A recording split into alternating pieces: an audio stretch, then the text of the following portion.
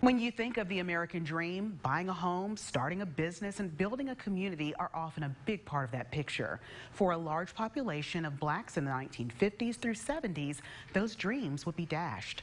Urban renewal in Knoxville would legally wipe out a community that would never recover. If you take a drive through the heart of Knoxville, you will likely see Knoxville's Civic Coliseum. To build it in 1961, dozens of homes, 9 businesses, and 2 churches were razed through eminent domain in what was once a thriving black community. So in Knoxville, is going to devastate predominantly African-American community where black and brown people live. Most of the businesses and churches would never recover. In this era of urban renewal, there is no compensation package to help people start over.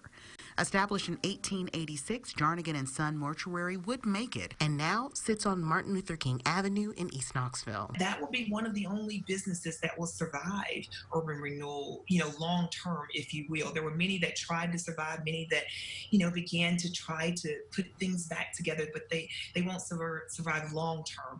But Jarnigan is one of the very few success stories that we're very proud of. And it is the oldest black business in Knoxville. Gone are resources like the free colored Carnegie Library, which opened in 1917.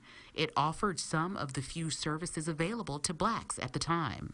The Gem Theater, which hosted films and shows for African Americans before desegregation, would be replaced by the James White Parkway. We talk about urban renewal. To your point, it wasn't that long ago. And when I talk to people, they don't only share with me what happened to their family business, to their schools, to their houses, but they talk to me about the reverberating effects of how urban renewal felt to the people. The impact of urban renewal would bring about the idea of the Beck Cultural Exchange Center, a place to collect the history of Black Knoxville as its communities were being taken away.